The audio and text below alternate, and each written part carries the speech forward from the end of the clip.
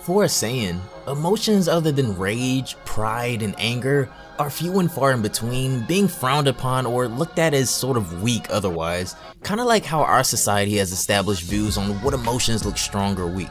Goku, however, doesn't share these same views, and until his adolescent years, he didn't even really know what a Saiyan was. On top of that, hitting his head when he first landed on Earth as a baby wiped most of his natural Saiyan instincts out of his programming, so he was able to be a lot more compassionate than the average Saiyan, but weirdly enough, he's almost never mentioned the Saiyans or ever even looked to be interested in his heritage or his ancestors. Early on in the beginning stages of Dragon Ball Z, Goku's lifelong adventure of battling the strongest warriors in the multiverse fully went underway with the introduction of his brother Raditz, who was a prideful Saiyan through and through, and nothing like Goku, who held love for those on Earth. But one thing that I always kinda wondered about is, did or does Goku feel anything at all towards his family he doesn't know and will never get to meet? And even Raditz, although they had to kill him. When both Goku and Raditz died from the Special Beam Cannon, the both of them ended up in Otherworld, with Goku eventually traveling Snake Way and meeting up with King Kai, but what of Raditz? Being a rash and savage Saiyan, we know passing through King Yama's station quietly was completely out of the question for Raditz. However, what punishment could even be brutal enough for someone this evil?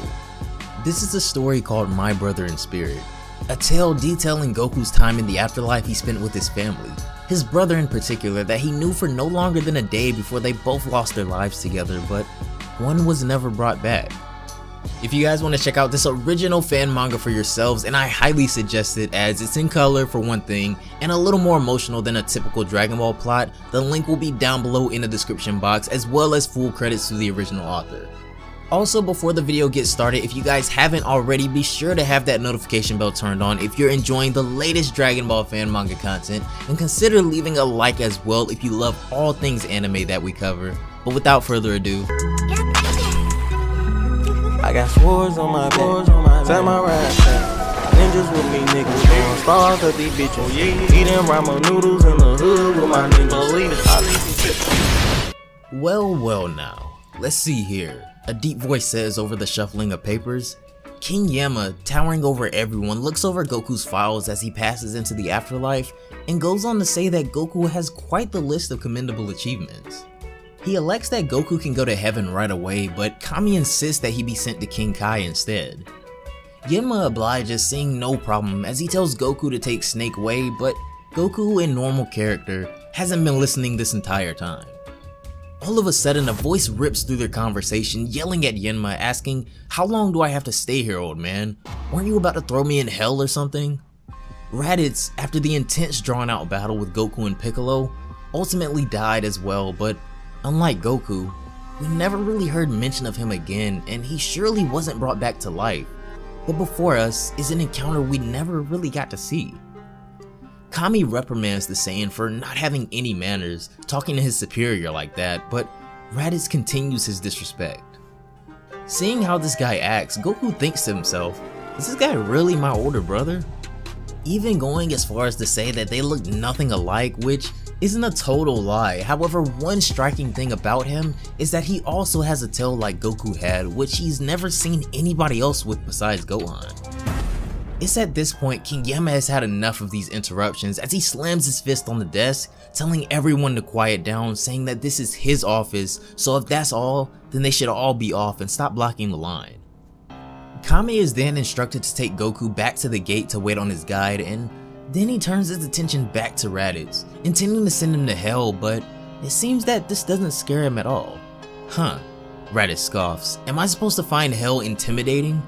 We Saiyans walk in and out of hell daily, as is the life of a savage warrior race.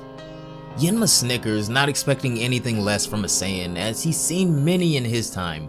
However, this time, he devises a punishment even more sadistic than hell itself. As Goku and Kami are walking off, King Yama seems to change his mind about something as he calls Goku back over before they leave.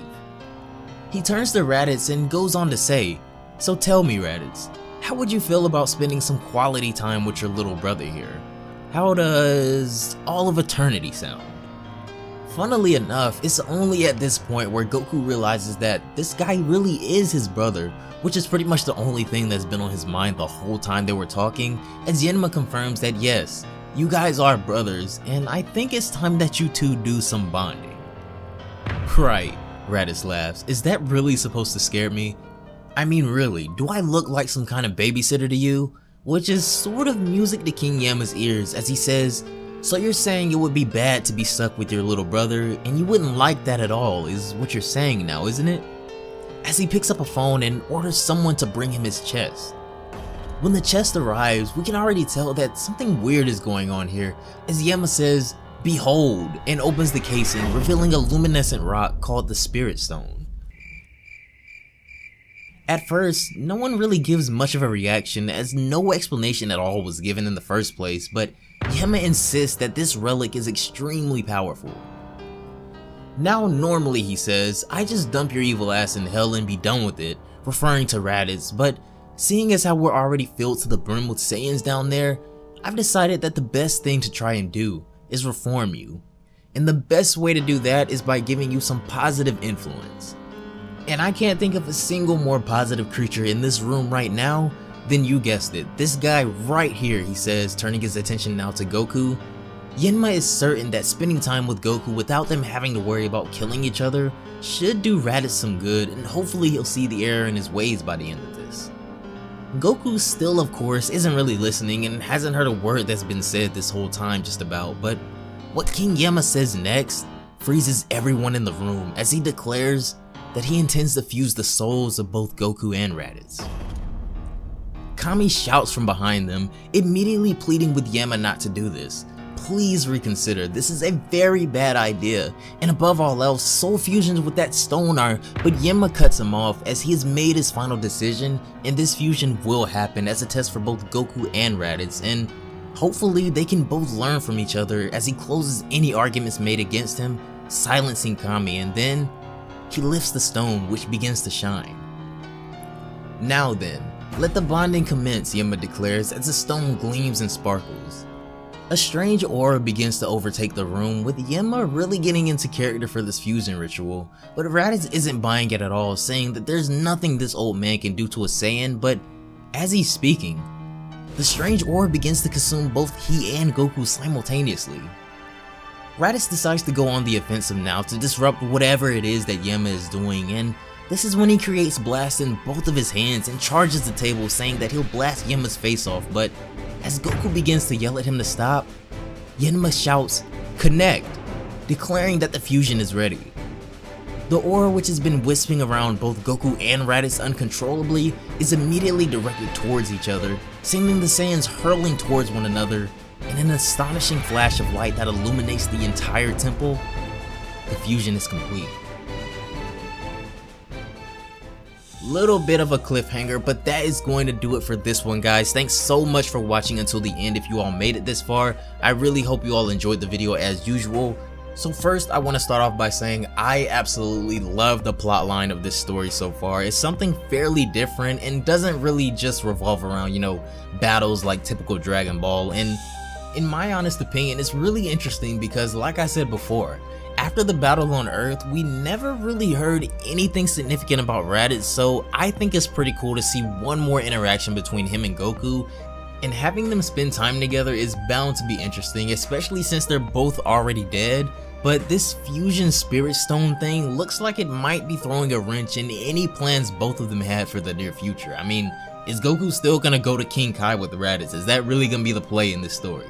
But anyways, down below in the comments, let me know who you guys would like to see Goku interact with if he ever had the chance in Super. Bardock, Gine, or Raditz again.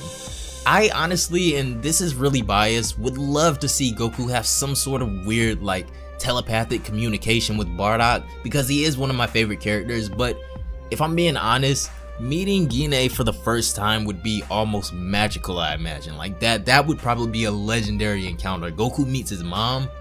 Anyways, before we dip out, be sure you guys have that notification bell turned on so you never miss the most hype anime videos dropping, and consider leaving a like on this one as well if you're enjoying the Dragon Ball content. Also, don't forget to follow me on both Twitch and Twitter to keep up with me and all things anime related. But anyways, Have a great day, and I will see you all in the next one. Bye, guys.